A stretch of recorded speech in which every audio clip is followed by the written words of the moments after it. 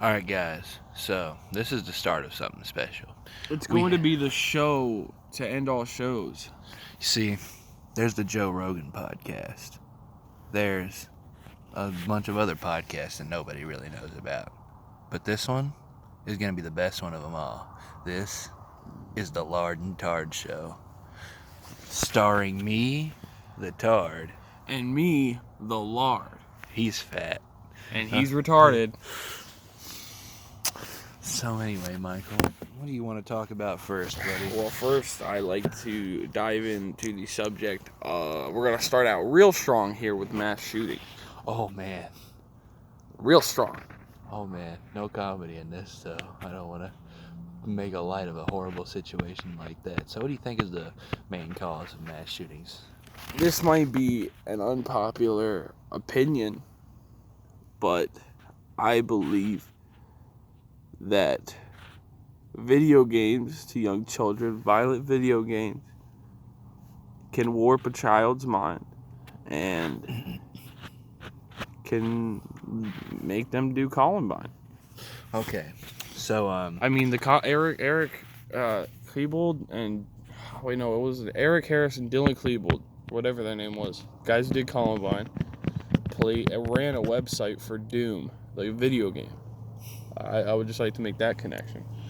Okay, so yes, there's a weird little connection there, but you do know every study they do on this shows that video games doesn't cause violence in children, right? Like, it's pretty much like just a fact at this point. I would like to state that a lot of these antisocial kids that end up shooting up these places, and are doing it because they are playing these video games and they get desensitized to blood and gore, and it triggers their insane switch and they, go right off the edge. Well, that's his opinion. My opinion is this: mass shootings are probably happening a lot because there's a freaking gun under every single blade of grass. Well, I like how you say that, but the Japanese and the Japanese admiral said the U.S. could never be invaded because there's a rifle behind every blade of grass. Yeah, but that was in World War II before we had these special things called nuclear bombs. You see that you don't really need to invade a country. Now you just blow them to hell. If you want to destroy yourself. I mean, I like how this started with mass shootings and we go instantly to nukes. 3 minutes in. Okay, so the thing is like the whole video games thing, it makes sense on the surface, but it's just all the evidence just shows that video games do not cause How do you understand that? How do you gather evidence that video games weren't a part of it? Well, you see, you have a bunch of kids play violent video games, but it's a reoccurring thing that almost every one of these mass shooters are gamers, like hardcore gamers, and I play video games. Is that true? I've never seen that before. Well, a lot of them are, and I'm just saying, a lot of them resort to that fantasy online world. They get wrapped up in it, and they get desensitized to real life. I think being locked up in that fantasy world speaks to a deeper issue of mental health. And I know that I just called myself the Tard, but there are actual reasons for that. That's not just me being unsensitive about it. But so it's not the fact that kids are wrapping themselves up in these fantasy worlds that are causing them to mass shoot people. It's the fact that mental health is a very prevalent thing, and people who are mentally ill often find it better to put themselves in a fantasy world where things aren't just as just aren't as shitty as it is in real life. Well, guess what they have to deal with every day? Well, Guess what? They have to deal with real life. Every day, I will wake up, and I will be morbidly obese. There's nothing I can... Well, there's plenty I can do about that, but I don't want to. Because I don't care. But what I do think is that... You don't care. Jesus, man. I don't care, man. But here's the thing. Don't care about what? I play video games. I like them. I play them. Mm-hmm. I play one of the bloodiest video games there is. But I turn off the gore because you as a human being, think back in the 50s. You know, they were saying our greatest generation, the guys who fought in World War II. They didn't have any mass shootings. Well, I mean they must have, like, a couple, but like they didn't have nearly as many as we do now because they didn't have to look at all that violent, gory, bloody shit. Now, shit did seep through the cracks, but not nearly as much as today. So, you explained with social media, with all this desensitizing to children. Well, I do think. How do you not see that correlation? I do think social media is actually kind of a problem with it because it popularizes it, if that's the word for it. So, like, when somebody who's might not be off in the head, might not be right in the head, sees, like, and that's not to put them down, you know, that's just how some people are, you know, they were born that way. They really can't help it. But when somebody sees, like, news and, like, they see, like, the shooter's face on TV. Yeah, like, other people get glorified by it. Yeah. Like copycats. Yeah, definitely. I can agree with that. You got copycats who just... I think the news, they glorify these shooters. They put them on the screen. Other people who have those tendencies, or maybe not have those tendencies, see the fame that they get, and they feel like they want to get that no matter what, even if they are only known for 15 minutes. I don't think glorified is the correct, because glorified kind of puts a little bit of, like, oh man, you're making this guy look good. They're not trying to make him look good. They're just trying. But they're shoving him out there. They're over, like they're glorifying this shooter. Maybe not glorifying the word. They're putting a lot of spotlight on him, if you get what I'm saying. And that's kind of the sad thing about a 24-hour news cycle is, like, there's plenty of things to cover, but everybody just wants to cover the big stuff. Oh man, there's a shooting the other day, you know. Hey, you know what I think a part... I didn't mean to cut you off. Oh, yeah, but you know what I think a part of that is? Yeah. I think it's... Honestly... I know. I'm not... But... Okay, good. I think that the news, if they reported... I know there's bad shit in the world, obviously. And this is bipartisan. This is on both sides. But I think that if the news started running more popular, or not popular, but more uplifting stories. Like, you turn on the news every day, you see about how someone burned in a fire. Yeah, no, that's fine. You know, you have to report on those things, you know, horrible things. But I don't feel like they do enough, at least mainstream news, to promote good things. Yeah. And even, okay, so I'm just going to make this point. So the right does this too. But if the left, like, see, so they really like the Women's March, right? Mm-hmm. And they really like that. But it seems like the left could only talk about the negative things that were happening at the Women's March. Like, all, like, the counter protests and the fights and stuff. So, like, that's a good point. I'll tell you the truth.